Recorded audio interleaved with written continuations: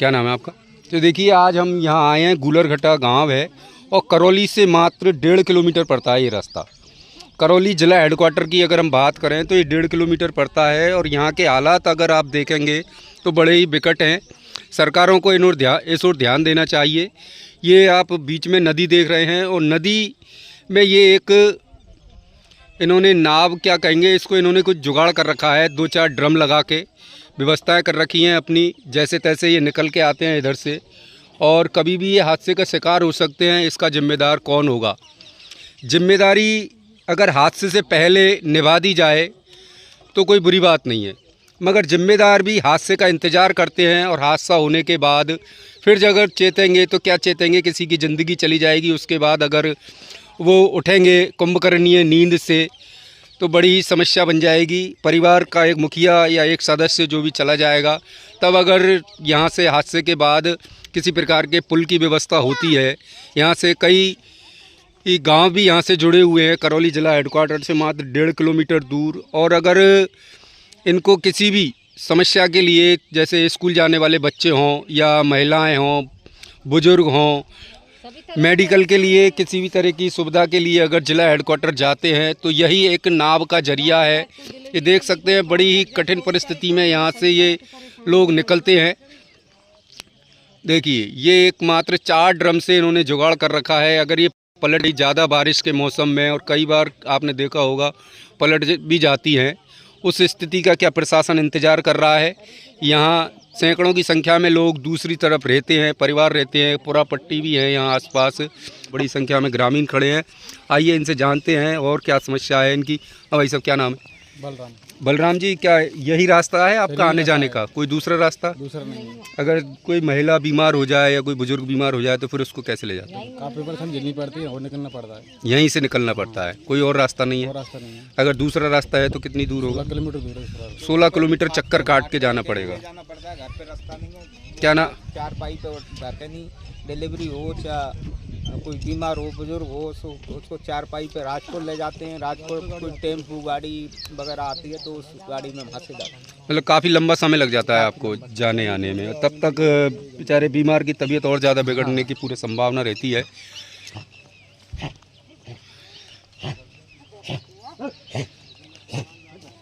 ये देखिए फिर वही जाने का रास्ता, जिंदगी के जद्दोजहद करके रास्ते पार करने पड़ रहे हैं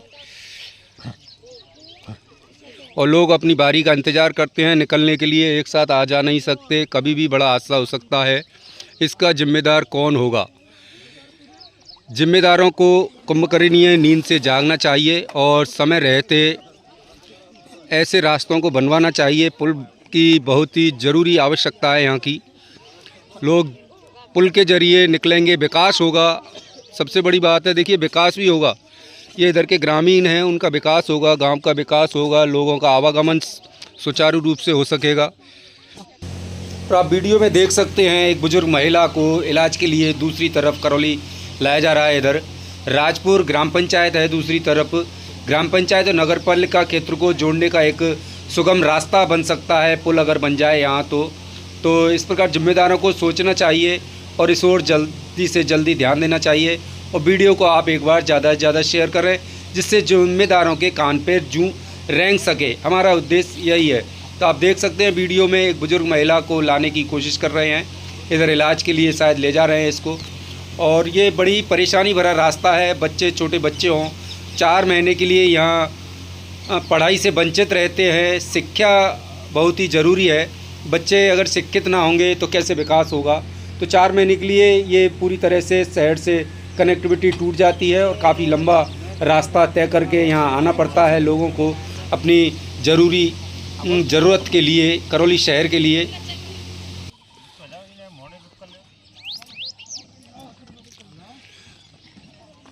क्या नाम है आपका? सीमा। देखिए यहाँ एक कहाँ जा रहे हो आप? गर्भवती महिला भी हैं, इनको काफ़ी परेशानी होती है। आइए इनसे बात करते हैं। क्या नाम है इनका? गांव का नाम कौन सा है? गुलरघटा। अच्छा, कहाँ गए थे? इधर दिखाने के लिए गई थी, डॉक्टर को दिखाने के लिए। तो आप इधर से ही क्यों जाते हो? यही रास्ता है आपका? रास्ता और नहीं है? कहीं भी नहीं है और रास्ता, हमारा यही रास्ता है। अच्छा, अगर घूम के कहीं जाते हो, बताते हैं राजपुर होके उधर से, तो वो कितना दूर पड़ता है? रास्ता है कि जाएं। तो कभी हादसे की संभावना नहीं रहती है आपको? अब यहाँ में गिर पड़े, सभी काम है जहाँ यहाँ में हमारे गिर भी- बच्चा भी पढ़ भी जाए थे करौली। बहुत परेशान है हम यहाँ के, हमारे बच्चा भी सब कभी पढ़ नाव भी भी जाए। पलट जाती है। रास्ता तो पूरा रहता है, वो क्या है, कभी कभी नाव भी पलट जाती है, ज़्यादा पानी तो भर जाता है ना, जल भराव ज़्यादा हो जाता है, तो उससे रास्ता सभी बच्चा कई बार रास्ता हो चुके हैं। वो हो सके हमें। पलटने की पूरी संभावना रहती है नाव की? बच्चा बच्ची भी जाते हैं, पहली क्लास से लेके नहीं और 10वीं तक के सब बच्चे हरियाणा जाते हैं। क्या नाम है आपका? हीरा सिंह है साहब। हीरा सिंह जी, कहाँ रहते हो? यहाँ ही रहते हैं नदी पे, गुलर। नदी के पार रहते हो आप? अच्छा, तो नदी जब ज़्यादा आ जाती है तब क्या स्थिति रहती है ये? सर ये चार महीने में तो बच्चा बच्ची पढ़ने के लिए स्कूल ही जाना बंद कर देते हैं। विमानों के अगर कोई बड़ा आदमी होता है तो नाव से निकाल देते हैं, और पानी का बहाव होता है तो स्कूल नहीं जाते हैं। 4 महीने स्कूल जाना आना बंद हो जाता है बरसात के सीजन में छोटे बच्चों का। पानी कम पड़ जाए जब जामे उन्हीं नहीं जामे बंद रह जाए यहाँ। हम को सभी तरह से परेशानी है यहाँ की नदी की, अच्छा, सभी तरह से परेशान है हम यहाँ। तो देखिए आज हम यहाँ आए हैं, गुलरघटा गांव है और करौली से मात्र 1.5 किलोमीटर पड़ता है ये रास्ता। करौली जिला हेडक्वार्टर की अगर हम बात करें तो ये 1.5 किलोमीटर पड़ता है और यहाँ के हालात अगर आप देखेंगे तो बड़े ही विकट हैं। सरकारों को इस ओर ध्यान देना चाहिए।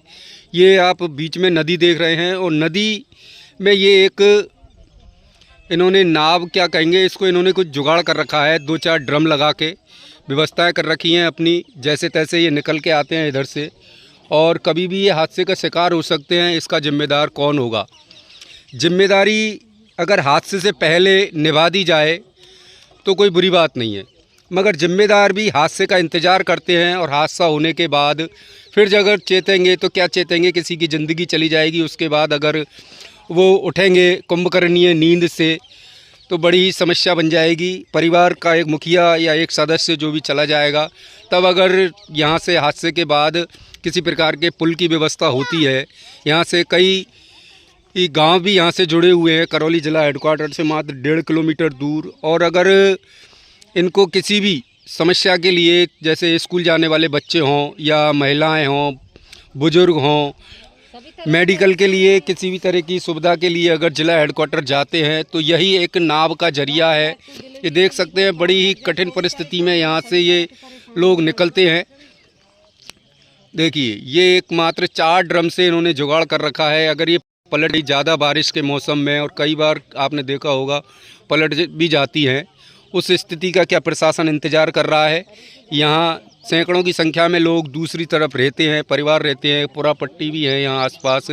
हमारे साथ कुछ लोग हैं यहाँ के, आइए इनसे जानते हैं। क्या नाम है सर आपका? मेरा नाम राजवीर सिंह। राजवीर जी, कहाँ रहते हो आप? राजपुर में रहते हैं पास। राजपुर रहते हो। अगर राजपुर से करौली जाना पड़े तो क्या साधन है? कोई साधन नहीं है, यही पैदल रास्ता है। बरसातों में पानी भर जाता है, ये ड्रमों के जुगाड़ कर रखा है। अच्छा, और वैसे अगर सही रास्ता है तो वो कितने किलोमीटर? 16 किलोमीटर का चक्कर लगा के जाना पड़ता है। 16 किलोमीटर का चक्कर लगा इधर से अपन 2 किलोमीटर पड़ता है सीधा जिला हेडक्वार्टर। जिला हेडक्वार्टर यहाँ से 2 किलोमीटर पड़ता है, मगर आपको अगर दूरी से चक्कर लगाना पड़े 16 किलोमीटर की दूरी तय करनी पड़ेगी। जिला हेडक्वार्टर से ये सीधा 5 किलोमीटर है राजपुर। देखो, देश को आज़ाद हुए 75 वर्ष हो चुके हैं, 75 साल बाद भी ये हालात हैं। करौली जिला हेडक्वार्टर से मात्र 1.5 किलोमीटर का ये रास्ता है और यहाँ मैं आपको बताने की कोशिश करूँगा। लोग जैसे तैसे ये टूटी फूटी सी नाव या जुगाड़ बना रखा है इन्होंने, इसके सहारे यहाँ से निकलते हैं